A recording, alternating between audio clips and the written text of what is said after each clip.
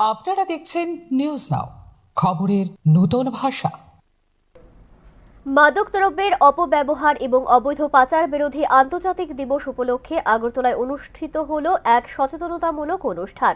সমাজ কল্যাণ এবং সমাজ শিক্ষা দপ্তরের উদ্যোগে আয়োজিত এই অনুষ্ঠানে উপস্থিত ছিলেন রাজ্যের বিশিষ্ট প্রশাসনিক এবং জনপ্রতিনিধিরা।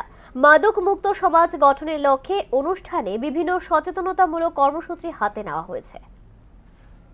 মাদক দ্রব্যের অপব্যবহার এবং অবৈধ পাচার রোধে জনসচেতনতা বৃদ্ধির লক্ষ্যে আগরতলা টাউন হলে অনুষ্ঠিত হলো সচেতনতামূলক অনুষ্ঠান।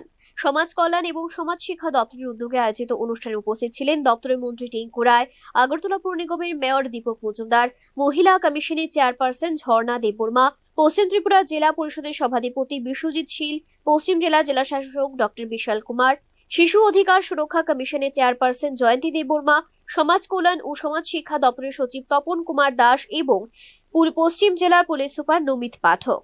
মাদকের বিরুদ্ধে লড়াইয়ে সরকারের পাশাপাশি সমাজের প্রতিটি মানুষের সম্মিলিত দায়িত্ব পালনের গুরুত্ব আরোপ করা হয় এই অনুষ্ঠানে। যুব সমাজকে মাদকের ভয়াবহতা সম্পর্কে সচেতন করে তুলতে পরিবার, শিক্ষা প্রতিষ্ঠান এবং সামাজিক সংগঠনগুলোকে আরো সক্রিয় ভূমিকা পালন করতে হবে।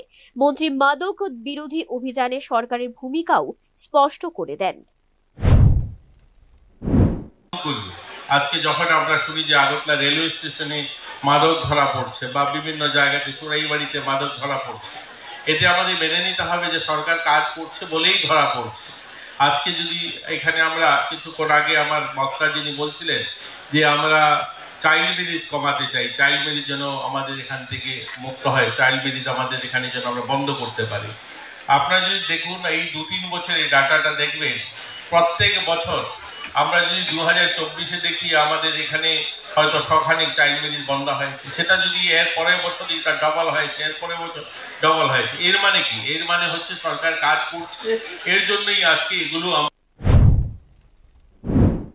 অনুষ্ঠানের মাধ্যমে মাদক মুক্ত, সুস্থ এবং সচেতন সমাজ গড়ে তোলার অঙ্গীকার পুনর্ব্যক্ত করা হয়। Bureau report, news now.